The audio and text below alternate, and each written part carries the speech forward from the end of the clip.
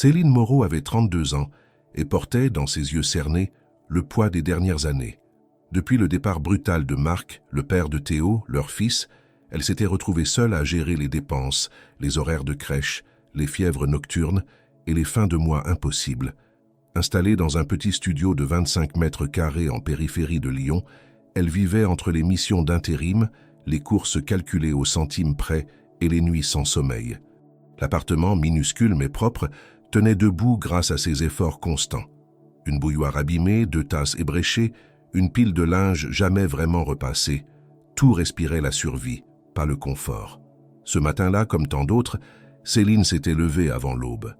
Théo, âgé de 6 ans, dormait encore dans le coin matelas que Céline appelait son bateau pirate, une invention de sa part pour faire oublier l'étroitesse du logement. Elle l'avait habillé à demi dans le sommeil, embrassé sur le front et déposé chez Clara, une voisine bienveillante, avant de partir faire quelques courses. L'argent était compté. Elle avait exactement 20 € sur elle, de quoi acheter des pâtes, du lait, et si les promotions le permettaient, un petit sachet de biscuits. Elle marchait vite, le manteau trop léger pour le froid de décembre, les mains dans les poches, quand son pied buta contre un objet au sol. Une forme rectangulaire, presque dissimulée sous un banc rouillé à l'entrée d'un square désert. Elle s'arrêta. Une carte portefeuille en cuir brun, un peu usée sur les bords. Elle regarda autour d'elle. Personne. Un instant, elle resta figée. Le vent agitait les branches dénudées. Quelques feuilles mortes tourbillonnaient dans l'air glacial. Elle se pencha, prit la carte dans ses mains tremblantes. Elle était lourde, fermée par une petite pression magnétique. Sans réfléchir davantage, elle la glissa dans son sac.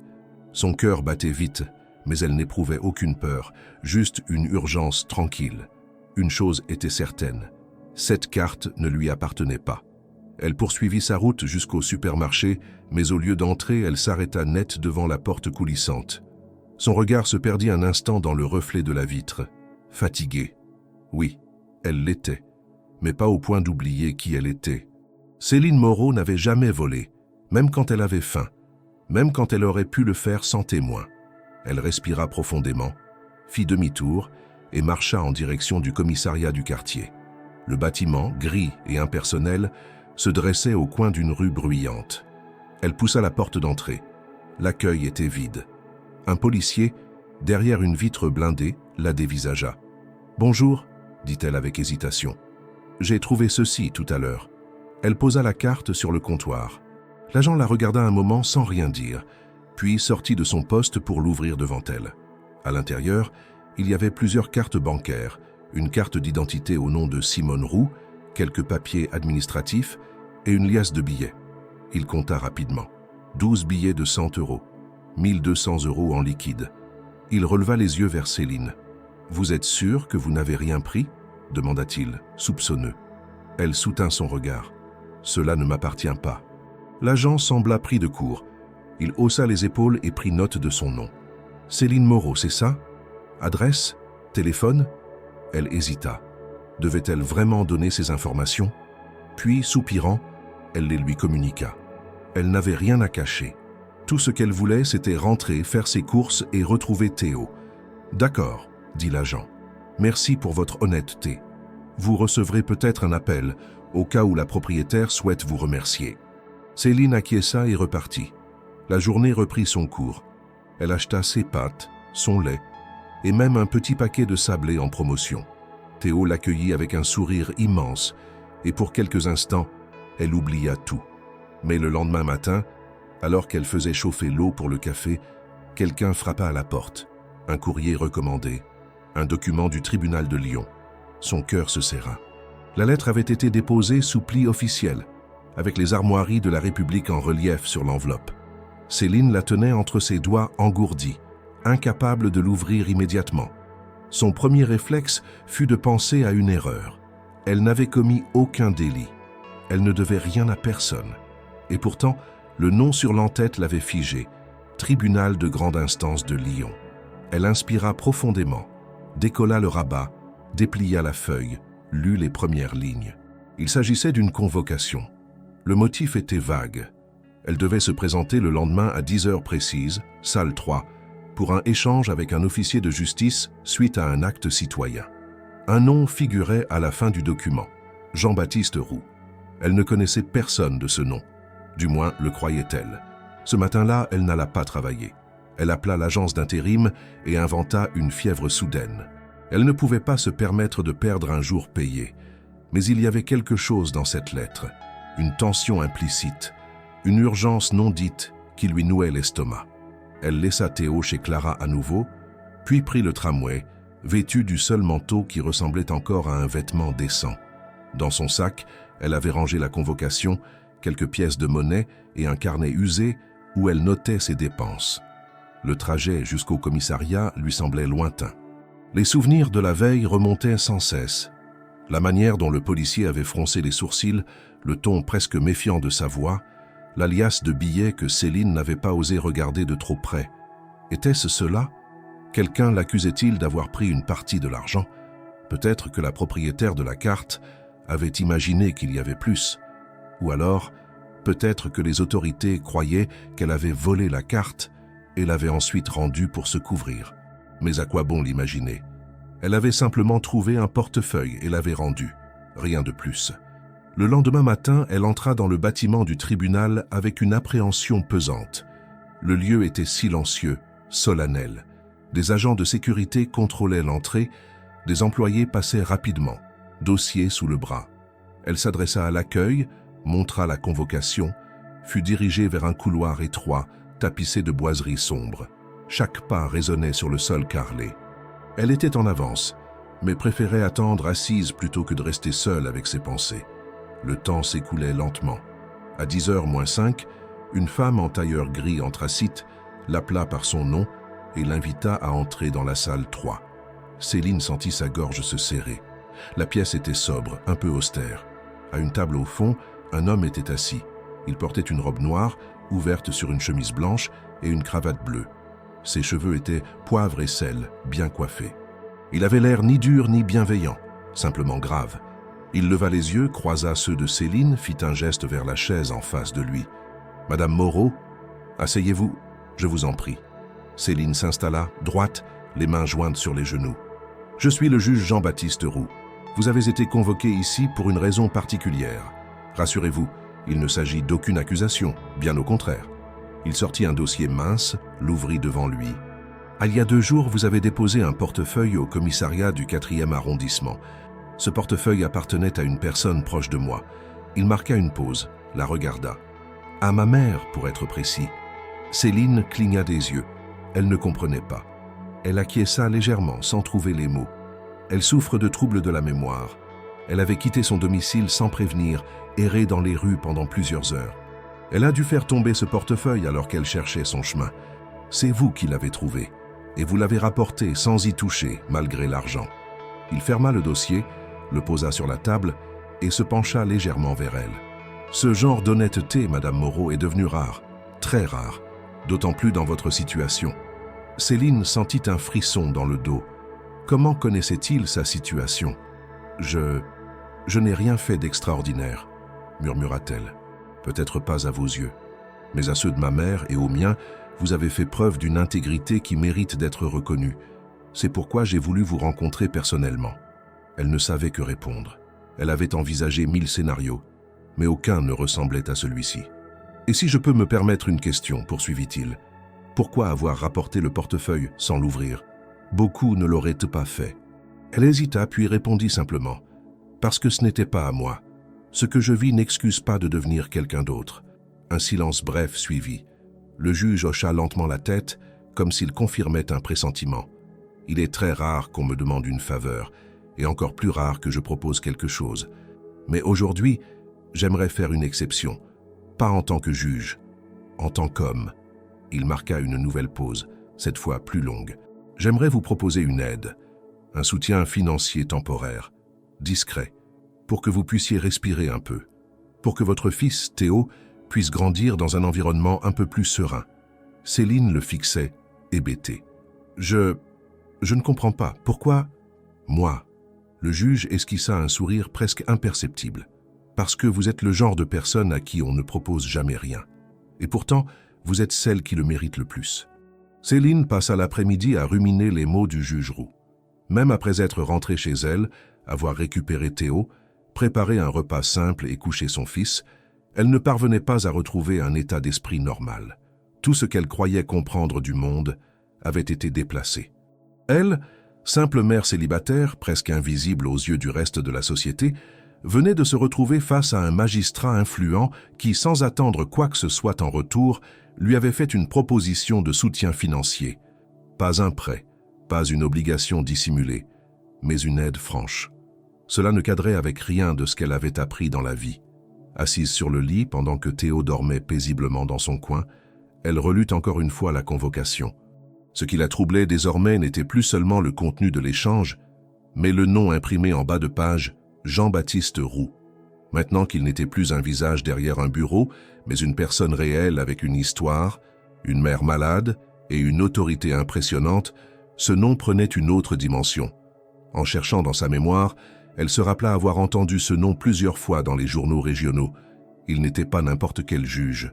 Jean-Baptiste Roux était connu pour son engagement dans les affaires sociales complexes, son intransigeance face aux fraudes, mais aussi pour avoir piloté des initiatives locales destinées à améliorer la justice de proximité. Alors pourquoi elle? Pourquoi ce portefeuille, ce jour-là, avait-il tout changé? Elle tenta de rationaliser. Peut-être qu'il avait simplement été touché par le geste, qu'il s'agissait de gratitude sincère. Pourtant, une part d'elle, plus lucide, plus méfiante aussi, ne pouvait s'empêcher de se demander s'il y avait autre chose. Était-elle réellement choisie, au hasard? Il avait semblé savoir qui elle était avant même qu'elle ouvre la bouche. Et s'il s'agissait d'un test? D'un piège même? Non, c'était absurde. Elle secoua la tête, s'interdit de sombrer dans ce genre de pensée. Le lendemain, alors que Théo était à l'école, elle prit le temps de marcher dans le quartier. L'air froid l'aidait à remettre ses idées en ordre. Elle acheta un café bon marché dans un petit bar, s'assit à une table près de la vitrine et sortit son téléphone. Si Jean-Baptiste Roux était connu, il devait y avoir des articles sur lui. En quelques minutes, elle trouva plusieurs résultats. Un portrait dans un magazine local, daté de 2 ans auparavant, parlait de lui comme d'un homme réservé mais passionné par les enjeux sociaux. Célibataire, sans enfant, fils unique, il avait repris soin de sa mère après le décès brutal de son père. Aucun scandale, aucun soupçon autour de lui. Juste une carrière solide et une réputation presque sans faille. Ce qui l'intrigua davantage fut un passage dans l'article. Le juge avait longtemps milité pour des programmes d'accompagnement pour familles monoparentales en situation de précarité. Plusieurs de ces recommandations avaient été adoptées par la municipalité, mais il manquait toujours de figures représentatives pour illustrer ces projets. Était-ce ça? Était-elle en train de devenir une sorte de figure publique malgré elle? Cela expliquerait le ton personnel mais insistant de sa proposition. Il avait dit qu'il parlait en tant qu'homme, mais rien dans sa posture ne laissait croire à une pure émotion. Il avait mesuré ses mots, observé ses réactions, comme s'il attendait quelque chose qu'elle n'avait pas encore compris. Plus tard dans la journée, alors qu'elle sortait du centre de formation pour déposer des papiers, son téléphone vibra. Numéro inconnu. Elle hésita, puis répondit. « Madame Moreau, ici le secrétariat du juge Roux. Le juge souhaite vous revoir brièvement. Seriez-vous disponible demain matin à 9 h? Elle accepta d'une voix presque mécanique. Elle raccrocha et resta là, debout, figée au milieu de la rue. Cette fois, ce n'était plus une convocation administrative. C'était une invitation directe. Ce soir-là, elle ne parvint pas à dormir. L'idée de retourner dans cette salle, de revoir le visage impassible du juge, la troublait. Elle essayait d'anticiper ce qu'il pourrait lui dire. Une aide prolongée, une forme de contrat social, une insertion dans un programme. Elle n'avait rien signé. Elle ne voulait pas se sentir redevable. Mais elle avait aussi besoin d'aide. C'était indéniable. Le lendemain, elle arriva devant le tribunal plus tôt que prévu. Le même couloir, la même salle.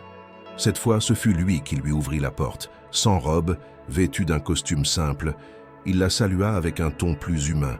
« Merci d'être venu, dit-il. Elle s'assit, droite, les mains croisées. « Je voulais simplement compléter notre échange, expliqua-t-il. J'ai réfléchi depuis notre première rencontre et je crois que nous pourrions aller plus loin. J'ai proposé de vous aider financièrement, mais ce que j'ai en tête dépasse cela. La ville, en lien avec le tribunal et la préfecture, lance un programme pilote. Il s'adresse aux mères seules en situation de grande précarité. Formation, logement, encadrement. Mais il nous manque un exemple vivant. Une personne réelle capable d'incarner ce que ce programme peut changer. Céline fronça les sourcils. Vous voulez que je devienne un symbole? Il hocha la tête. Une représentante. Pas une marionnette. Vous seriez libre.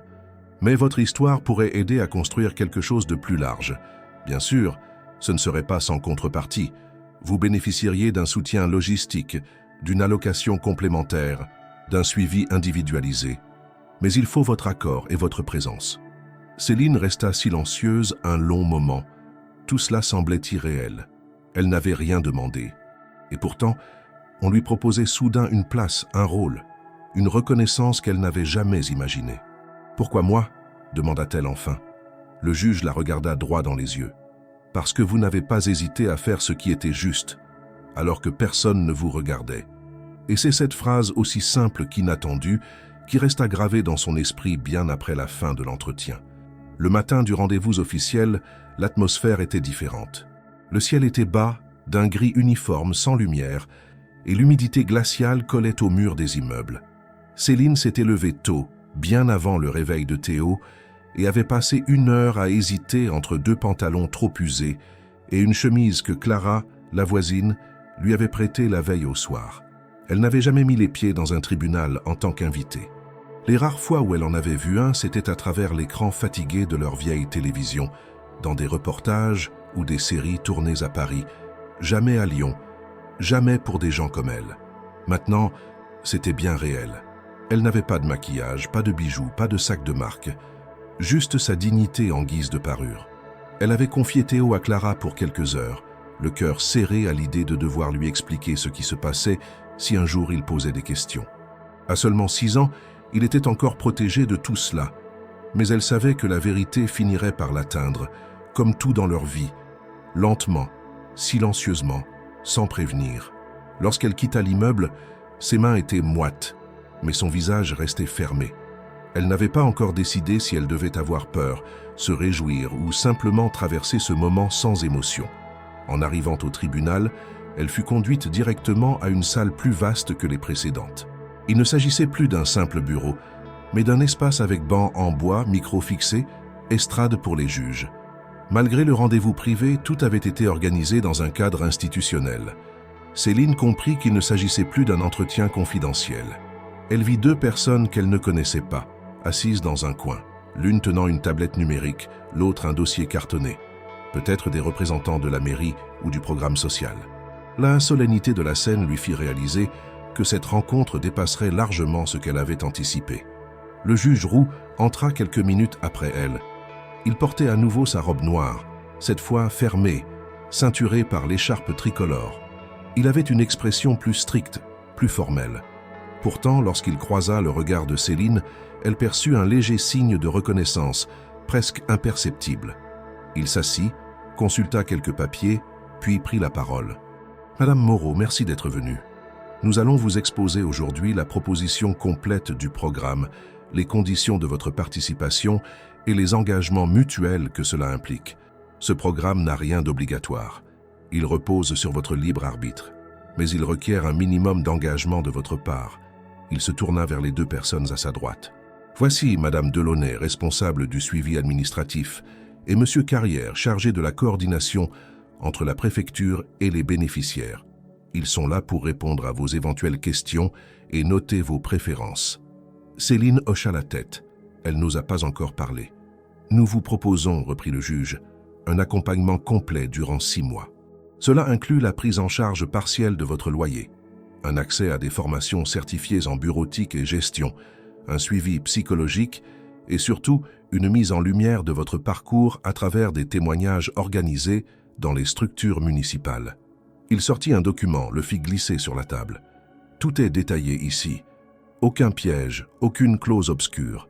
Si vous acceptez, vous serez soutenu, mais aussi visible. Vous deviendrez un exemple public de ce que ce programme veut incarner.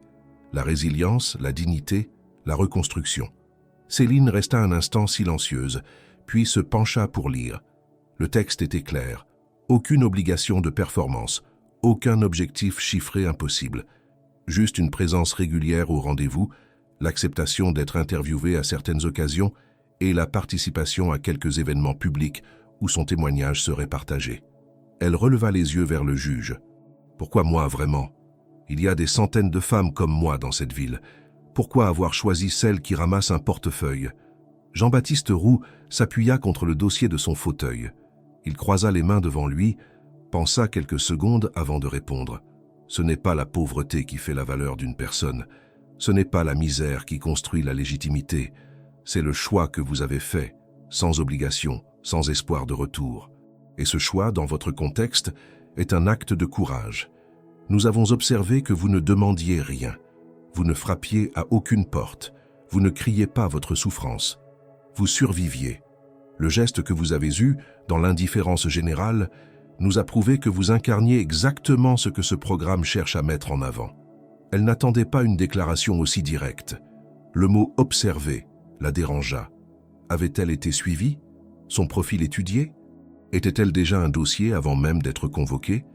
Elle fixa les deux autres personnes dans la salle, mais leur regard restait neutre, professionnel. « Et si je refuse ?» demanda-t-elle. « Alors vous retournez à votre vie et nous ne vous recontacterons plus. Vous n'aurez rien perdu sauf peut-être l'opportunité de reprendre la main. Mais il n'y aura ni conséquences, ni stigmatisation. Le programme continuera avec d'autres candidates. Mais entre vous et moi, je doute que beaucoup aient votre force. » Cette dernière phrase sonna comme une conclusion. Céline sentit que toute la salle retenait son souffle. Tout était dit. Le dossier était là, l'offre sur la table. Personne ne la forcerait. Mais personne ne lui laisserait non plus tout le temps du monde pour réfléchir. Elle demanda un délai de 24 heures. On lui accorda 48. En quittant la salle, elle ne sentit ni triomphe ni soulagement. Seulement une forme de vertige. Le monde dans lequel elle entrait n'était plus celui de la survie silencieuse, mais celui de l'exposition, de l'attention. Était-elle prête? Ou allait-elle se perdre dans une version d'elle-même qu'on construirait à sa place? Le plus troublant dans tout cela, ce n'était pas le programme. C'était ce regard du juge à la fin. Pas celui d'un homme de pouvoir, mais celui de quelqu'un qui semblait la connaître bien plus qu'il ne l'avait jamais laissé entendre. Lorsque Céline sortit du tribunal, les bruits de la rue paraissaient étouffés. Le bourdonnement des moteurs, les voix des passants, les klaxons au loin, tout semblait filtré par un voile invisible. Elle avait dans son sac le dossier officiel du programme social, une brochure en couleur avec des visages souriants sur la couverture et une copie des termes proposés. Mais aucun papier ne parvenait à expliquer ce qu'elle venait de vivre. L'étrangeté d'être choisie, écoutée, valorisée, après des années à marcher sur des lignes invisibles pour ne pas tomber dans le vide. Clara l'attendait à la maison, un peu inquiète. Céline se contenta de lui dire que la rencontre s'était bien passée, sans entrer dans les détails. Elle n'avait pas encore les mots. Théo jouait tranquillement dans son coin, concentré sur ses dessins. Elle l'embrassa doucement, puis alla s'enfermer quelques minutes dans la salle de bain, comme pour vérifier que tout cela n'était pas une construction mentale. Son visage, pâle, fatigué, dans le miroir, ne lui offrait aucune réponse.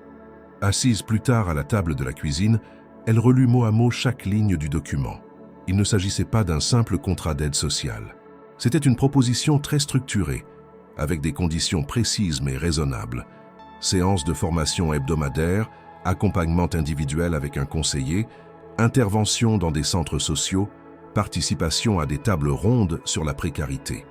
En échange, la municipalité prenait en charge la moitié de son loyer pendant 6 mois, finançait les transports et versait une allocation mensuelle complémentaire. À la fin du programme, un certificat de participation serait remis, avec un accès facilité à certaines offres d'emploi dans le secteur public local. Mais ce qui lui semblait le plus irréel n'était pas l'offre elle-même. C'était la personne qui la lui avait faite, un juge, et pas n'importe lequel, Jean-Baptiste Roux, un homme qu'elle n'aurait jamais rencontré si elle n'avait pas ramassé un portefeuille sur le trottoir. Ou du moins, c'est ce qu'elle croyait encore à ce moment-là. Elle se souvenait précisément de son visage au moment de la proposition. Il n'avait montré ni pitié, ni supériorité. Il lui avait parlé avec la gravité d'un homme qui pesait chaque mot. Mais plus elle y repensait, plus elle sentait que ce n'était pas seulement de la gratitude. Il y avait autre chose, un intérêt qui dépassait l'acte d'honnêteté qu'elle avait accompli, une volonté de l'impliquer, elle, spécifiquement. Ce programme, Il aurait pu le proposer à une autre mère dans une situation semblable. Pourtant, c'est elle qu'il avait convoquée, elle à qui il avait parlé personnellement, sans détour.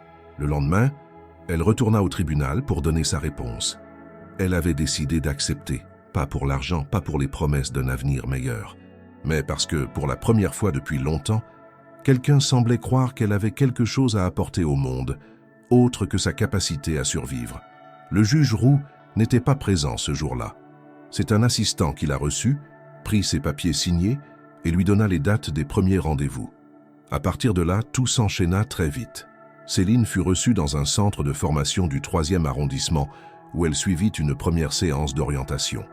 On lui parla de ses compétences, de ses envies, de ses blocages aussi. Le formateur, un homme chaleureux dans la cinquantaine, lui expliqua qu'elle allait pouvoir choisir entre plusieurs parcours: aide administrative, gestion de base, accueil en structure associative. Céline choisit sans hésiter la seconde option.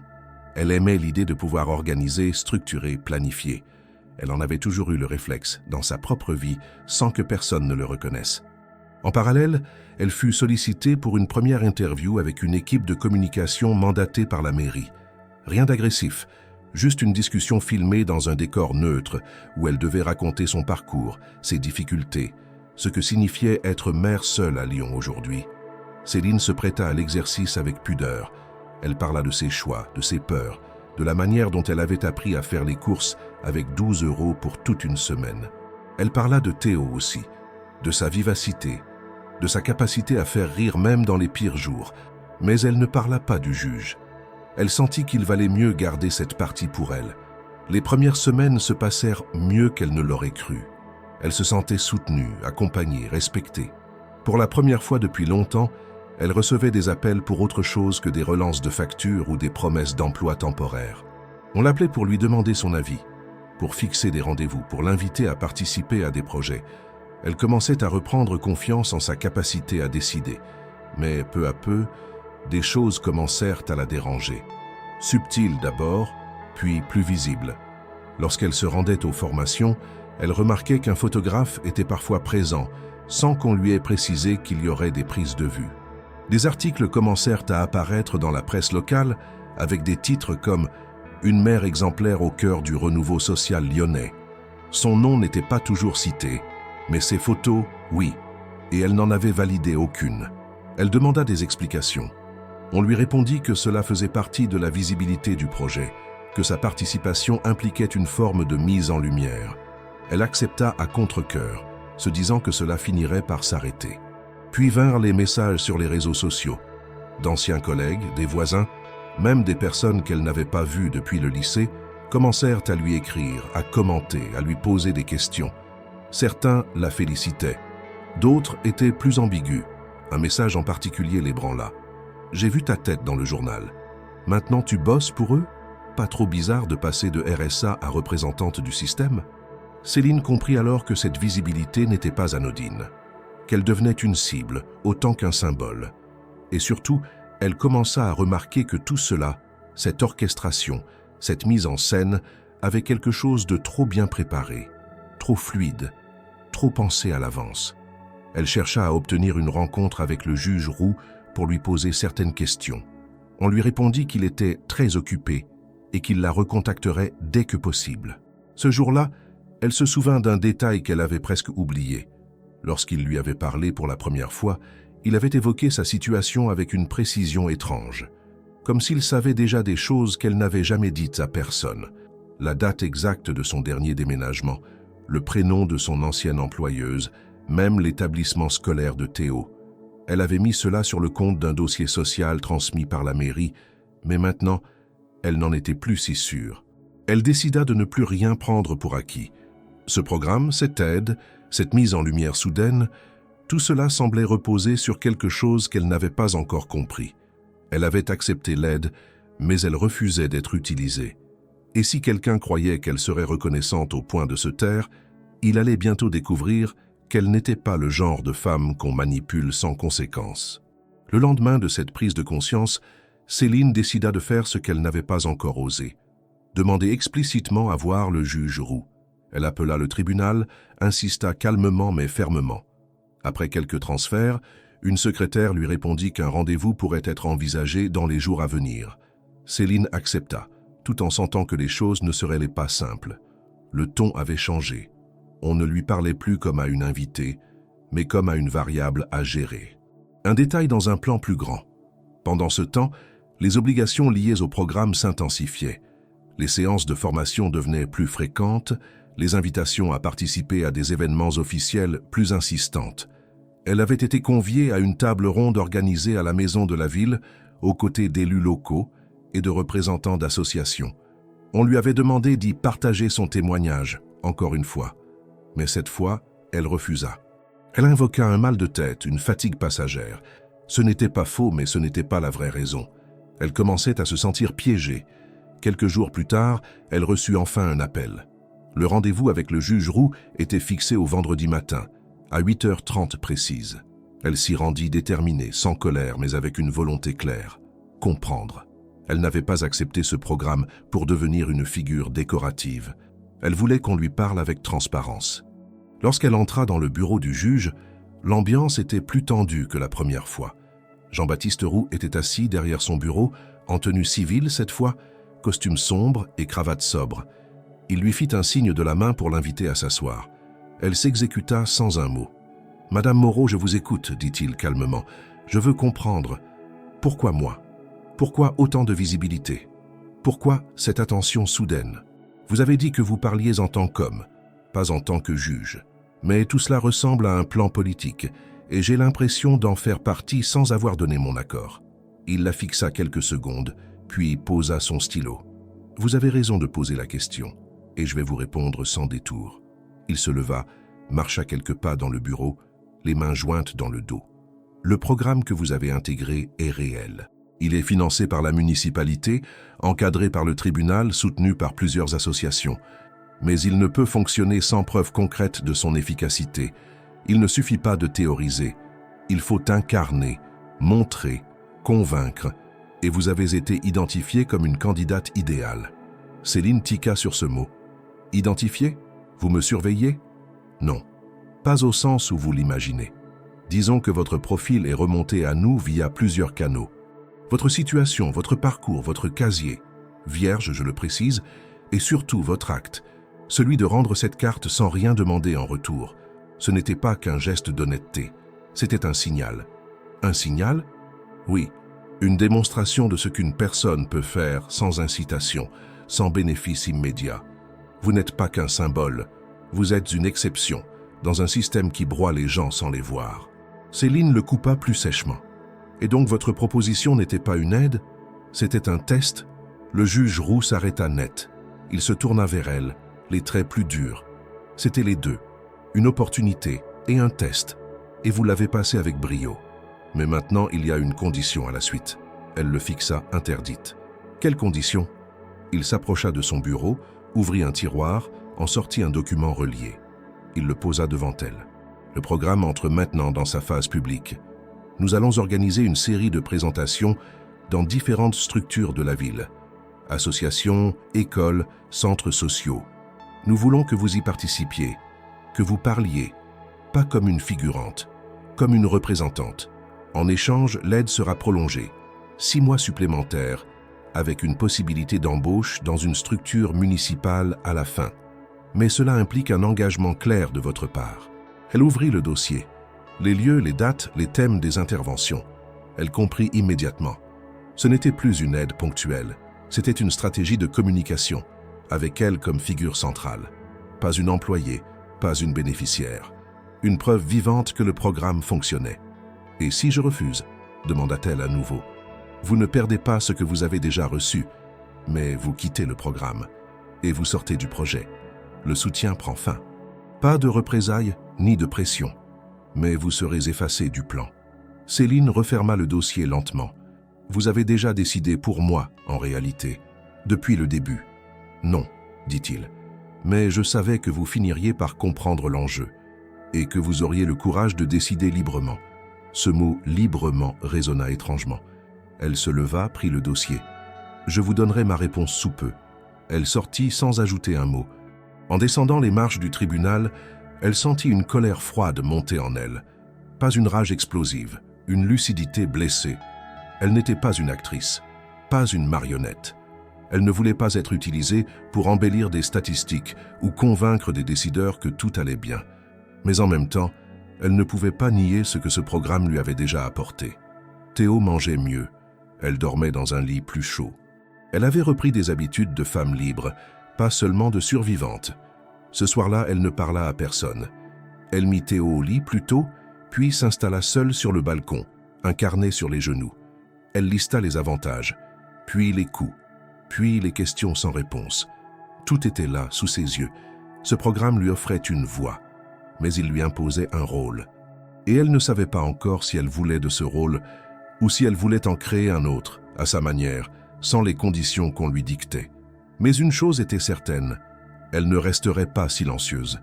Elle ne laisserait plus personne écrire son histoire à sa place. Les jours suivants furent marqués par une série de contrastes saisissants. D'un côté, Céline bénéficiait désormais d'une stabilité matérielle qu'elle n'avait pas connue depuis des années.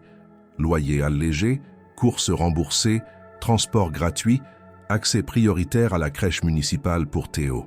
De l'autre, sa vie privée commençait à lui échapper lentement. Ce qu'elle avait accepté comme une opportunité d'amélioration de sa condition se transformait progressivement en exposition non maîtrisée. Tout ce qu'elle faisait semblait documenté, analysé, transformé en argument de communication. La première alerte survint lors d'une réunion hebdomadaire dans un centre social du 6e arrondissement. Ce jour-là, Céline devait simplement assister à une session d'écoute avec d'autres mères bénéficiaires du programme. Mais à son arrivée, elle remarqua la présence de 2 journalistes locaux, badges suspendus au cou, carnet en main, appareil photo à l'épaule. L'un d'eux s'approcha d'elle pendant la pause, se présenta brièvement et lui demanda si elle accepterait de répondre à quelques questions pour un article sur le nouveau visage de la résilience lyonnaise. Elle refusa poliment, mais fermement. Pourtant, quelques jours plus tard, un article parut dans un journal en ligne, illustré par une photo d'elle, prise sans autorisation, en train de discuter avec une autre participante. La légende n'indiquait pas son nom, mais les détails suffisaient pour qu'un lecteur attentif puisse la reconnaître. Elle demanda des explications à l'équipe du programme. On lui répondit que sa participation impliquait un certain niveau de visibilité, qu'elle avait signé une clause de diffusion d'images dans les documents initiaux. Elle relut ces documents en détail chez elle, stylo à la main. Aucune mention explicite de publication dans la presse, seulement des termes vagues sur communication institutionnelle. Elle se sentit trahie. L'irritation se transforma en malaise plus profond lorsqu'elle commença à recevoir des messages privés sur ses réseaux sociaux, des compliments au début, puis des remarques plus ambiguës. Des inconnus l'appelaient la star des mères en galère. Certains lui proposaient des interviews payantes. Une ancienne camarade de classe lui écrivit « Alors maintenant tu passes à la télé. T'as trouvé la combine pour qu'on t'écoute ?» Elle ne répondit à personne. Mais chaque message la renvoyait à cette même sensation. Elle n'était plus maîtresse de son image. Elle tenta à plusieurs reprises de parler au juge Roux. Elle laissa des messages au secrétariat, envoya un courriel officiel, demanda à être reçue pour clarifier les limites de son implication. Elle ne reçut aucune réponse directe. À chaque fois, on lui répondit que le juge était pris par des priorités judiciaires. Elle commença à douter de son véritable rôle dans toute cette machinerie. Il l'avait choisi, cela ne faisait plus de doute. Mais pourquoi ce silence désormais? Pourquoi s'éloignait-il au moment où elle avait le plus besoin d'explications? Dans une tentative de reprendre le contrôle, elle déclina plusieurs invitations à des événements publics. Elle arrêta de répondre aux sollicitations médiatiques. Elle se concentra uniquement sur les formations et les missions concrètes du programme. Elle refusa les demandes de témoignages, exigea qu'on cesse d'utiliser son image sans son consentement. Cette attitude lui valut quelques tensions. Lors d'une réunion avec la coordinatrice du projet, on lui fit comprendre que son désengagement visuel compromettait la dynamique du programme. On lui rappela que sa visibilité avait permis d'obtenir des financements complémentaires. Céline répondit froidement qu'elle n'était pas un outil de promotion. Le climat se tendit encore davantage lorsqu'un reportage télévisé fut diffusé sur une chaîne régionale. On y montrait le parcours de plusieurs mères bénéficiaires du programme, sans mentionner de nom, mais avec des images captées lors de formations. Céline apparut brièvement, reconnaissable de profil, en train de prendre des notes. Le commentaire évoquait « des mères autrefois dans la précarité la plus absolue, aujourd'hui modèle d'insertion grâce à l'action conjointe de la justice et de la municipalité. Elle sentit un mélange de honte, de colère et d'usurpation. Personne ne lui avait demandé son accord. Le lendemain, elle retourna au centre de formation avec l'intention de parler à la direction. Mais avant même qu'elle puisse franchir la porte, elle fut abordée par un jeune homme en costume qui se présenta comme l'assistant personnel du juge Roux. Il lui remit une enveloppe scellée, lui dit que Monsieur le juge souhaitait lui transmettre ce document en toute discrétion, puis s'éloigna sans répondre à ses questions. De retour chez elle, elle ouvrit l'enveloppe. À l'intérieur, une lettre dactylographiée, signée à la main. Le ton était formel, presque distant. Le juge y exprimait son regret de ne pas avoir pu la recevoir personnellement, évoquait des contraintes de calendrier, mais assurait suivre de près son parcours avec intérêt. Il y ajoutait quelques lignes ambiguës. La lumière est parfois un passage obligé pour faire changer les regards. Je comprends que cela puisse être éprouvant, mais votre expérience nous dépasse désormais. Elle est devenue, malgré vous peut-être, un exemple nécessaire. Céline posa la lettre sur la table. Elle resta de longues minutes immobile. Ce n'était pas une réponse, c'était une esquive. Un aveu indirect que sa vie n'était plus vraiment la sienne, que ce qu'elle avait cru contrôler était en réalité géré ailleurs, par d'autres, avec des objectifs qu'on ne lui avait jamais clairement exposés. Ce soir-là, elle écrivit 3 pages entières dans son carnet. Elle y nota tout ce qu'elle avait accepté, tout ce qu'elle avait perdu, tout ce qu'elle refusait désormais. Elle comprit qu'il ne s'agissait plus seulement d'un programme social. Il s'agissait d'un projet politique, d'une opération d'image, où sa réalité servait de vitrine. Et elle comprit aussi une autre chose, bien plus troublante. Le juge Roux n'agissait pas uniquement en tant que magistrat ou administrateur. Il avait dès le départ un intérêt personnel à la placer sous les projecteurs. Un intérêt qu'il n'avait jamais clairement formulé, mais dont les contours devenaient de plus en plus perceptibles. Et plus cette idée prenait forme dans son esprit, plus elle se demandait jusqu'où ce juge était-il prêt à aller pour faire d'elle ce qu'il voulait qu'elle devienne. Le lendemain de la réception de la lettre, Céline fut contactée par une équipe de production télévisée régionale. Une émission en direct consacrée aux actions sociales innovantes à Lyon préparait une séquence sur le programme dont elle faisait partie. On lui proposait une interview filmée, non pas sur un plateau, mais en duplex depuis le centre de formation où elle suivait ses cours. L'équipe insistait sur le fait que ce serait convivial, rapide et bienveillant. On lui promettait qu'aucune question personnelle ou embarrassante ne serait posée. Céline, encore secouée par les récents événements, hésita longuement. Mais après avoir consulté la responsable du programme, qui la pressa doucement d'accepter, elle finit par céder, à condition que les questions lui soient envoyées à l'avance. Le jour de l'émission, l'équipe arriva avec 2 caméras, un éclairage mobile, un micro-cravate et une énergie débordante. L'un des journalistes, jeune, souriant, semblait sincèrement admiratif de son parcours. Il lui expliqua qu'elle ne serait pas seule. D'autres femmes du programme participeraient, ainsi que des intervenants politiques et associatifs. Céline se prêta à l'exercice avec prudence. Elle répondit aux premières questions avec calme, évitant tout pathos. Elle parlait de son fils, de ses efforts, de son choix de rendre le portefeuille. Elle expliqua comment ce geste avait déclenché une série de conséquences qu'elle n'avait jamais anticipées. Mais tout bascula à la fin de l'entretien. Alors que le journaliste feignait de conclure l'échange, il consulta son oreillette, fit une pause, puis dans un sourire qu'elle identifia immédiatement comme faux, lança « Et une dernière question, Céline. Il y a un élément de votre passé que peu de gens connaissent, mais qui nous a semblé important à mentionner, pour montrer votre parcours complet. Vous avez été accusé de vol à l'âge de 19 ans, c'est bien cela? Mais vous avez été innocenté par manque de preuves. C'est une affaire classée, bien sûr. Vous souhaitez nous dire quelques mots là-dessus ?» Céline resta figée. Un silence brutal envahit le plateau improvisé. La responsable du programme, hors champ, s'approcha d'un pas mais ne dit rien. Le caméraman continua de filmer. Le journaliste attendait. Céline regardait l'objectif. Elle sentait ses mains trembler, son souffle se couper. Cette histoire appartenait à une époque révolue. Elle n'en avait parlé à personne depuis des années. Pas même à Clara. Pas même à Théo, évidemment. C'était un épisode douloureux, un malentendu qui avait failli détruire sa vie d'adolescente. À l'époque, elle travaillait dans une petite boutique de vêtements, job d'été trouvé par l'intermédiaire d'un ami. Un jour, une somme d'argent avait disparu de la caisse. Elle avait été la dernière à y avoir accès. Elle avait nié, juré, crié, mais l'enquête interne avait mené à une plainte. Après plusieurs semaines de stress, un enregistrement de caméras de surveillance avait finalement révélé qu'un client avait profité d'un moment d'inattention pour subtiliser l'argent. Elle avait été lavée de tout soupçon, mais jamais réintégrée. Et dans son quartier, le doute avait persisté. Le fait que ce détail refasse surface maintenant, dans ce contexte, devant des milliers de téléspectateurs, n'était pas un hasard. Quelqu'un avait fouillé. Quelqu'un avait choisi d'exhumer cette affaire pour l'inclure dans le récit officiel. Et ce quelqu'un savait que cette blessure n'était pas anodine. Elle inspira, regarda la caméra, puis répondit, d'une voix lente mais ferme, « Oui, j'ai été accusé à 19 ans d'un vol que je n'ai pas commis. J'ai été blanchi.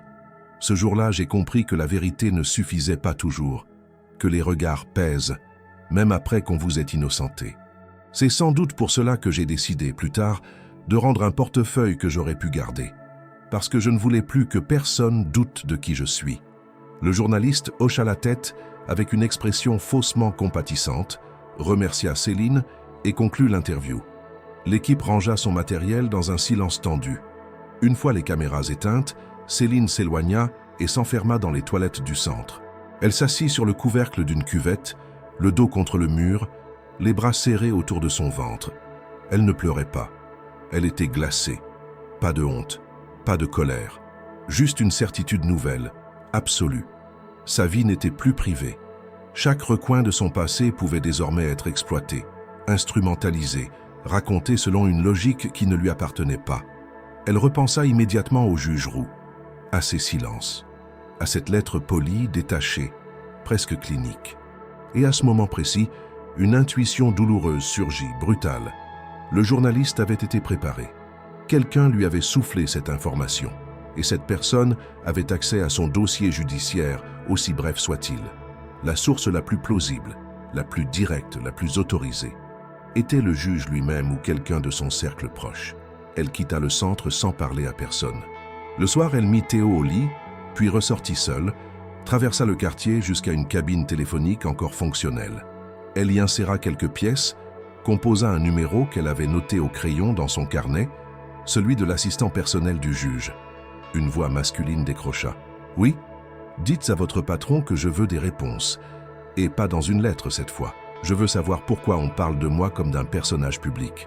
Et surtout, qui a jugé bon d'exhumer mon passé pour l'exposer à la télévision. » Il y eut un silence au bout du fil, puis une réponse froide. « Vous avez été choisie parce que vous étiez la meilleure candidate. Le reste fait partie du processus. » Elle raccrocha sans un mot, puis rentra chez elle et cette nuit-là n'éteignit pas la lumière. Pour la première fois depuis des semaines, elle sentit quelque chose de plus profond que la peur, une détermination froide, lucide. On avait franchi une limite. Elle n'allait pas laisser passer ça. Elle ne fuirait pas. Elle irait jusqu'au bout, peu importe ce qu'il lui en coûterait. 3 jours après le passage télévisé, Céline ne parvenait toujours pas à retrouver une forme de calme. Tout en elle était en alerte. Ce n'était pas une panique bruyante ni une peur visible, mais une tension permanente qui s'infiltrait dans chacun de ses gestes, dans ses silences, dans sa manière de répondre à Théo sans vraiment l'entendre. Elle savait désormais qu'il n'y avait plus de frontières entre sa vie intime et ce que d'autres décidaient d'en faire. La moindre décision, la moindre parole, la moindre hésitation pouvait être réutilisée, interprétée, rediffusée. Elle ne dormait presque plus. Elle se réveillait plusieurs fois par nuit, l'esprit saturé de scénarios, de pensées fragmentées, d'hypothèses de plus en plus claires. Elle voulait des preuves, plus que des soupçons. Elle voulait des faits tangibles. Elle savait que si elle n'agissait pas maintenant, elle serait réduite à un personnage dans une histoire dont elle n'était pas l'autrice. Et ce sentiment lui était insupportable. Elle décida d'agir. Sans prévenir personne, elle se rendit un matin au palais de justice, non pour demander un rendez-vous, mais pour confronter directement quelqu'un. Elle s'était souvenue d'un nom entendu lors de sa 2e visite, Julien Marceau, assistant juridique auprès du cabinet du juge Roux. Elle l'avait croisé dans un couloir, un jeune homme d'à peine 30 ans, regard franc, costume mal ajusté. Ce jour-là, elle patienta près des ascenseurs pendant plus d'1 heure, jusqu'à le voir apparaître, dossier sous le bras. Elle l'aborda sans détour. « Monsieur Marceau, j'ai besoin de vous parler. Maintenant. » Il parut surpris, mais reconnut son visage immédiatement. « Madame Moreau, ce n'est pas vraiment le moment. Ce ne sera jamais le moment idéal. Ce que j'ai à vous dire ne prend pas longtemps. C'est à propos du dossier que vous avez sur moi, celui que je n'ai jamais vu, celui que quelqu'un utilise contre moi. » Il fronça les sourcils, s'immobilisa.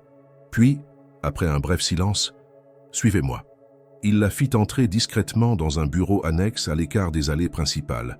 C'était une pièce de travail classique, mur gris, table, ordinateur, étagère chargée de classeurs.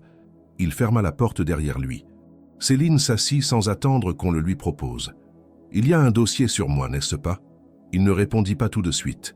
Il s'installa en face d'elle, croisa les bras, puis lâcha enfin « Oui ».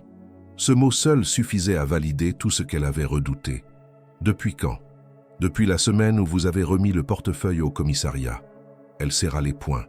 Donc ce n'était pas un hasard. Non, pas exactement. Elle le fixait, attendant davantage. Le juge Roux travaille depuis plus d'1 an sur la création d'un programme municipal d'accompagnement renforcé. Il cherchait un profil. Pas un profil parfait, mais un parcours réel. Quelqu'un dont l'histoire personnelle pouvait illustrer le projet. Vous avez attiré son attention bien avant votre passage au commissariat, mais ce jour-là, votre geste a été la confirmation qu'il attendait. Il a demandé une compilation de données. Parcours scolaire, administratif, casier judiciaire, activités professionnelles, situation familiale, tout ce qui était disponible légalement. Légalement? Vous êtes sûr? Il soutint son regard, un peu moins assuré. Disons que tout ce qui était consultable avec les autorisations adéquates. Et l'affaire de mes 19 ans? Elle figurait dans les archives. Elle avait été classée, mais elle est restée visible dans les extraits internes. C'est probablement comme ça qu'elle est ressortie. Et c'est lui qui a transmis ça aux médias. Julien Marceau ne répondit pas. Son silence suffisait. Céline se leva. Ce n'est plus un programme social, c'est une mise en scène, et je suis au centre, sans jamais avoir eu les ficelles en main. Elle s'apprêtait à partir quand il la rappela, plus doucement. Je crois qu'il n'avait pas de mauvaises intentions au départ. Il croyait sincèrement en ce que vous pouviez représenter. Il voulait que votre parcours serve à montrer qu'on peut s'en sortir. Mais il a oublié de vous demander si vous vouliez de ce rôle. Céline hocha la tête, amère. Il ne voulait pas savoir ce que je voulais. Il voulait que je sois ce qu'il avait projeté. En quittant le palais de justice, elle sentait ses jambes trembler. Elle avait enfin une confirmation. Elle n'était pas là par hasard. Elle avait été ciblée, étudiée, intégrée à un plan. Son honnêteté n'avait été qu'un déclencheur, un catalyseur d'un projet qui la dépassait. Et ce qui l'empoisonnait le plus, ce n'était pas d'avoir été choisie. C'était de ne pas avoir eu la liberté de choisir en retour. Elle passa le reste de la journée à réorganiser ses idées. Elle sortit tous les documents liés au programme. Elle dressa une chronologie des événements. Chaque date, chaque échange, chaque décision prise sans qu'elle en connaisse la portée réelle.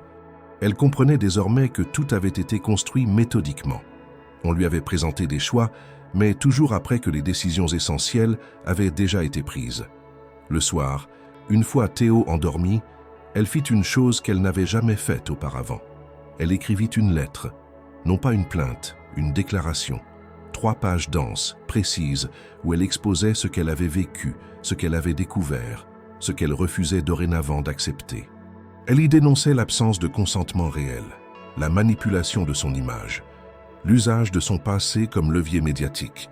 Elle y affirmait aussi sa volonté de reprendre le contrôle, non pas pour détruire le programme, mais pour en redéfinir les règles, à commencer par les siennes.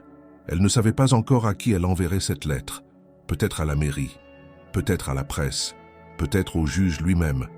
Mais elle savait qu'elle ne resterait pas dans ce rôle qu'on avait écrit pour elle. Son histoire n'était pas un argument de communication, c'était une vie, et elle allait faire en sorte que cette fois, ce soit elle qui décide comment elle serait racontée. Le centre de formation où Céline poursuivait ses sessions de compétences avait été transformé en quelques jours.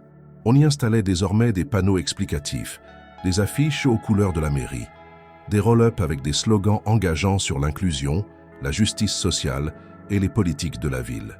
Une grande salle avait été réaménagée, pour accueillir ce que la municipalité appelait officiellement une audience publique de restitution et de transparence. Derrière ce titre se cachait en réalité un grand moment de communication. Le programme pilote allait être exposé, commenté et surtout montré, preuves vivantes à l'appui. Céline faisait évidemment partie de ces preuves. Elle avait été conviée, comme les autres bénéficiaires, à y participer. Mais contrairement aux autres, elle n'était pas là pour témoigner de manière encadrée. Elle avait décidé que ce serait l'occasion de dire ce qu'elle savait, devant tout le monde, sans filtre, sans notes, sans validation préalable. Ce matin-là, elle arriva tôt, vêtue simplement mais dignement. Clara avait accepté de garder Théo toute la journée. Céline avait passé la nuit à relire sa propre lettre, à la corriger, à l'alléger, à ne conserver que ce qui était incontestable. Elle avait décidé de ne pas l'envoyer à la presse, pas encore, pas avant d'avoir confronté la personne au centre de tout cela, Jean-Baptiste Roux. La salle était pleine. Élus, journalistes, responsables associatifs, fonctionnaires de la préfecture, membres du personnel judiciaire, stagiaires, citoyens intéressés, l'audience était composite, attentive et déjà baignée dans une tension sourde. Au fond, une caméra retransmettait en direct l'événement sur la chaîne municipale. Le juge Roux arriva à l'heure, accompagné d'une petite délégation. Il portait à nouveau sa robe, cette fois sobre, sans un signe visible. Il salua quelques personnes, puis s'installa à la table centrale, prévue pour les intervenants référents. À sa droite, la directrice du programme social. À sa gauche, un élu local responsable des politiques de la famille. Céline fut appelée à s'installer parmi les témoins clés. Elle refusa poliment. Elle voulait parler depuis l'estrade centrale, ou pas du tout. Cela provoqua quelques échanges à voix basse, des regards surpris. Finalement, la directrice acquiesça à contre-cœur. L'événement débuta. Chacun des officiels prit la parole pour rappeler les objectifs du programme, les moyens mis en œuvre, les premiers résultats. Chiffres à l'appui, graphiques projetés sur écran géant. Puis ce fut au tour du juge Roux. Il parla avec calme et autorité. Il rappela que l'initiative partait d'un constat, l'oubli de certaines mères isolées dans les politiques publiques. Il évoqua la nécessité de rétablir la confiance entre les institutions et les citoyens vulnérables. Il cita Céline à plusieurs reprises, sans la regarder. « Il y a des gestes, disait-il, qui ne perdent pas immédiatement, mais qui transforment une vie. Le jour où une femme, dans la précarité, choisit de rendre un portefeuille au lieu de le garder, c'est un jour qui mérite d'être raconté. » Céline se leva à ce moment précis. « Dans ce cas, permettez que je le raconte moi-même. » Un léger mouvement de surprise parcourut la salle. Le juge s'interrompit. Tous les regards se tournèrent vers elle. « Je m'appelle Céline Moreau. Je suis cette femme dont vous parlez. Celle qui a rendu un portefeuille. Celle qu'on a exposée, glorifiée, analysée. Celle qu'on a appelée honnête, courageuse, exemplaire. Mais aussi celle qu'on a utilisée, étudiée, surveillée, réduite à un rôle sans lui demander si elle en voulait. Elle tenait sa lettre à la main mais ne la lut pas. Elle parla d'instinct, de mémoire. Je n'ai jamais demandé à être l'image de quoi que ce soit. On m'a proposé une aide et j'ai accepté. Mais très vite, cette aide s'est transformée en contrat implicite. On m'a offert du soutien, mais on a pris ma parole. On m'a offert un loyer réduit, mais on a ouvert mes archives judiciaires. On m'a tendu un micro, mais on avait déjà écrit mes phrases. Le silence était absolu. Les caméras continuèrent de tourner. Le juge Roux, pour la première fois, semblait réellement troublé. J'ai découvert qu'un dossier complet avait été constitué sur moi avant même que je sois convoqué. J'ai appris que mon passé, y compris des accusations classées, a été transmis à des journalistes. J'ai compris que je n'étais pas ici pour m'élever, mais pour servir. Et c'est exactement ce que je refuse aujourd'hui. Elle se tourna alors vers le juge. « Monsieur Roux, je vous demande ici, devant tous, de répondre à une seule question. Pourquoi moi ? Pourquoi m'avoir suivi, choisi, étudié, exposé, sans jamais me le dire franchement ? Était-ce de la gratitude, de l'ambition, ou quelque chose de plus personnel ? » Le juge mit quelques secondes à réagir. Il regarda autour de lui, comme pour chercher une issue. Puis il se leva lentement. « Madame Moreau, je n'ai jamais voulu que cela se passe ainsi. J'ai commis une erreur. Plusieurs, en fait. Celle de croire que votre silence valait consentement. Celle de penser que vos besoins devaient passer avant votre volonté. Mais surtout, celle de ne pas vous dire, dès le départ, pourquoi vous aviez été choisi. » Il s'interrompit, puis reprit plus lentement. « Je vous ai vu, il y a plusieurs années, dans une rue de Lyon. Vous ne vous souvenez sans doute pas. Vous aidiez une vieille femme désorientée à retrouver son chemin. Cette femme, c'était ma mère. J'étais trop loin pour intervenir. Je vous ai observé la guider, patienter, appeler un taxi pour elle sans rien attendre en retour. Ce jour-là, j'ai noté votre nom, inscrit sur le badge de votre veste, et je ne l'ai jamais oublié. Un frémissement parcourut la salle. Quand vous avez déposé son portefeuille au commissariat, j'ai compris que c'était vous. Et j'ai voulu faire quelque chose, pas comme juge, comme fils, comme homme. Je voulais vous rendre quelque chose, à ma manière. Et j'ai cru à tort que le meilleur moyen était de vous intégrer à ce projet.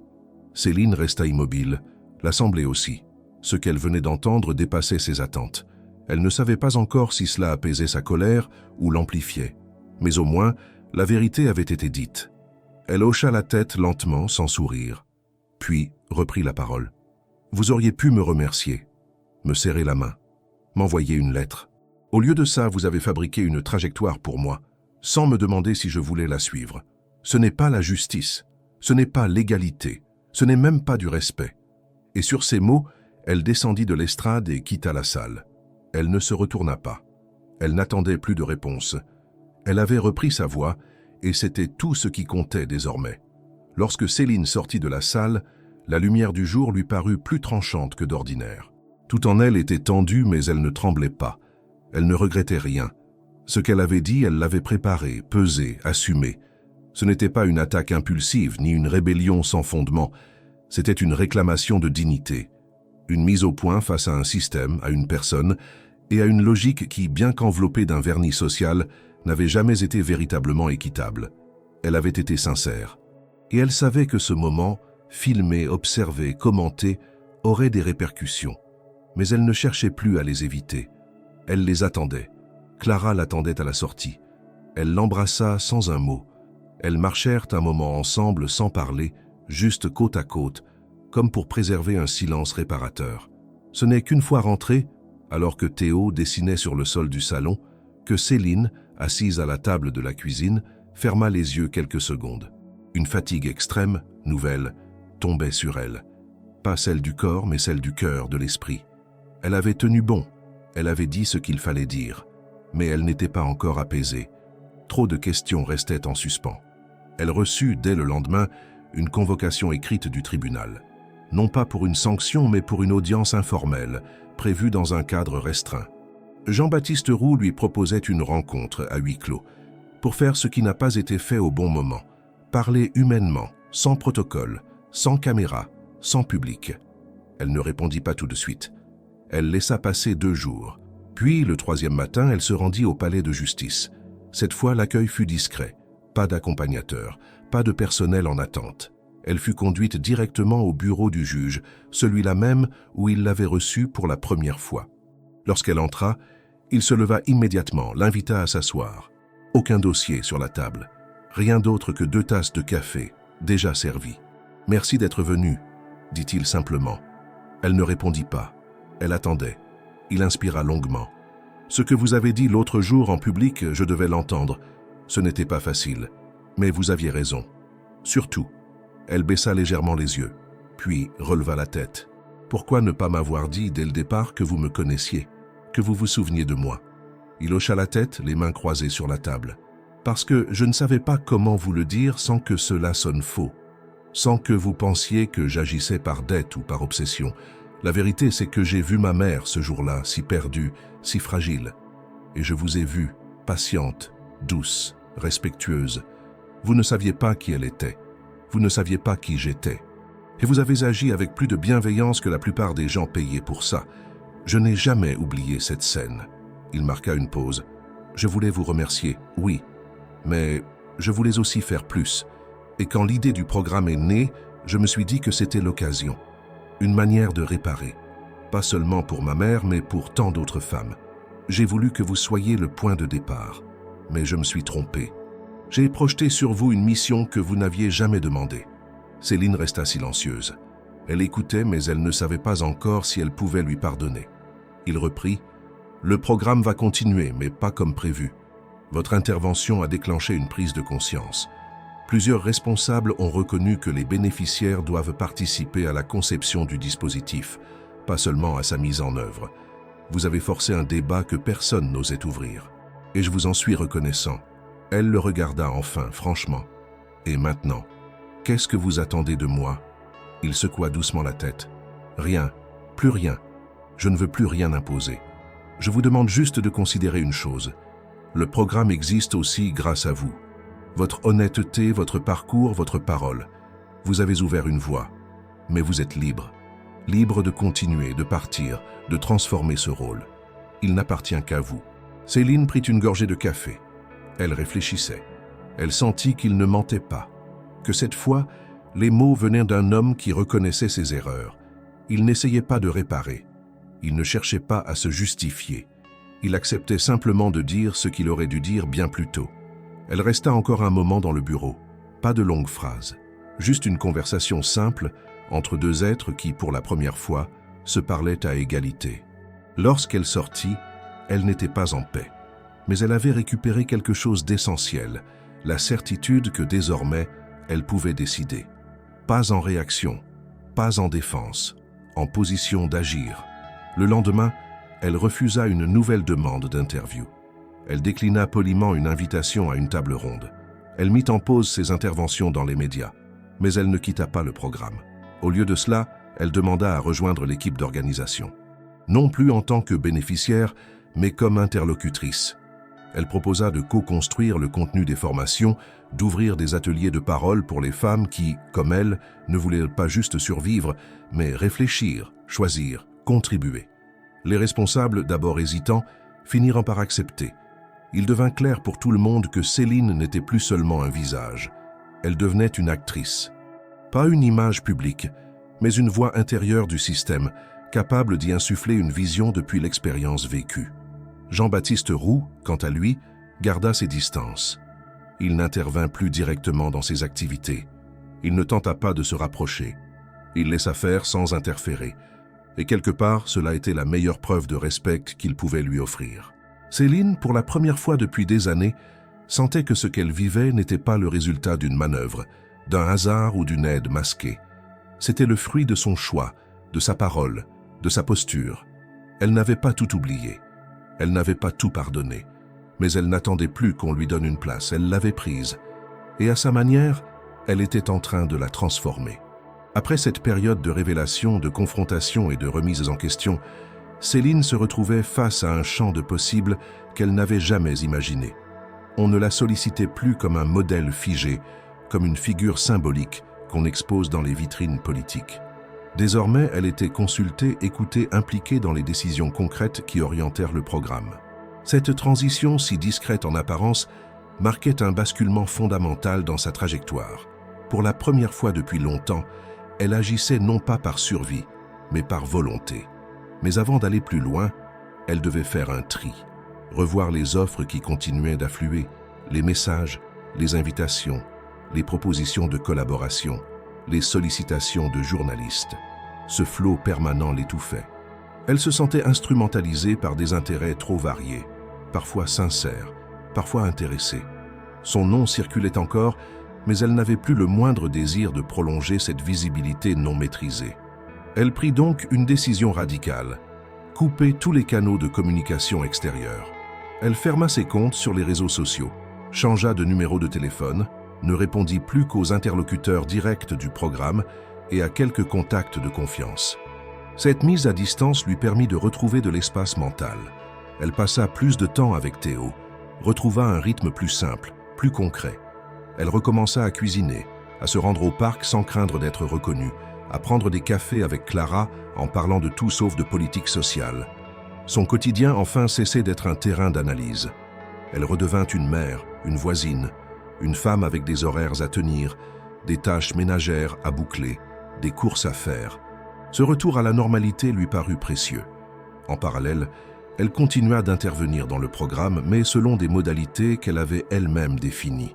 Elle refusa d'apparaître à l'écran, d'être photographiée ou de représenter publiquement quoi que ce soit. En revanche, elle accepta de travailler en coulisses. Elle rédigeait des rapports à partir des retours des autres bénéficiaires.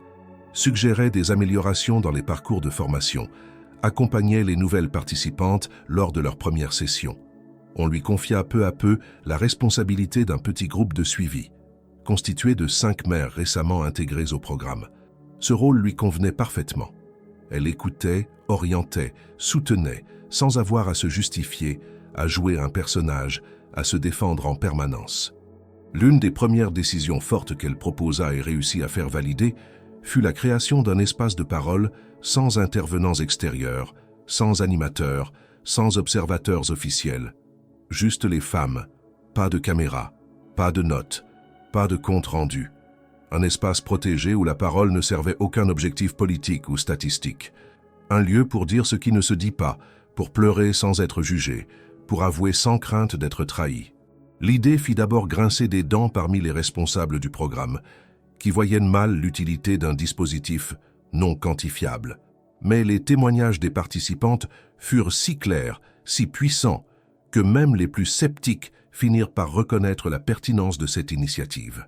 Céline, en observant ces femmes parler librement pour la première fois, se sentit utile, pas comme un outil, comme un être humain qui avait traversé l'humiliation, la peur, le doute, et qui pouvait désormais tendre la main avec lucidité. Elle n'avait pas besoin d'être admirée. Elle voulait juste que d'autres ne vivent pas ce qu'elle avait enduré en silence. Et pour cela, elle savait que son rôle n'était pas devant le micro, mais derrière la porte, dans l'ombre rassurante de celle qui écoute vraiment. Un jour, la directrice du programme lui proposa une évolution de poste. Intégrer officiellement l'équipe comme salarié à temps partiel, avec la possibilité d'une titularisation à terme. Céline ne donna pas de réponse immédiate. Elle demanda du temps. Ce n'était pas qu'elle doutait de ses capacités, ni même de son envie, mais elle voulait être sûre que ce poste lui permettrait de rester fidèle à ses principes. Elle refusait de redevenir une vitrine déguisée. Elle voulait pouvoir dire non, poser des limites, défendre une éthique. Elle formula donc ses conditions par écrit. Elle tenait en 3 pages. Transparence, participation active des bénéficiaires aux décisions, confidentialité des parcours individuels, interdiction formelle d'usage de leur image sans consentement explicite. Contre toute attente, ces exigences furent acceptées. Non sans discussion, non sans compromis, mais elles furent validées. Ce fut un moment de bascule. Non seulement elle obtenait un poste, mais elle imposait aussi un cadre de respect autour duquel toutes les futures actions du programme devraient désormais s'organiser. Ce ne fut pas perçu comme un défi par l'équipe, mais comme une avancée nécessaire. Son courage, sa rigueur, sa capacité à poser des mots là où d'autres détournèrent le regard avaient ouvert un chemin. Quant à Jean-Baptiste Roux, il resta discret. Il n'intervint plus dans les affaires du programme. Mais un matin, quelques semaines après leur dernier échange, Céline reçut une enveloppe à son nom, sans logo, sans en-tête. À l'intérieur, une lettre manuscrite. Elle la reconnut immédiatement. C'était son écriture. Sobre, droite, précise. Il n'y avait pas de justification, pas de plaidoyer, pas de demande. Juste un remerciement sincère pour ce qu'elle avait apporté au projet et une promesse discrète de ne plus interférer dans sa trajectoire. Elle ne répondit pas. Elle n'en ressentait ni le besoin ni l'envie.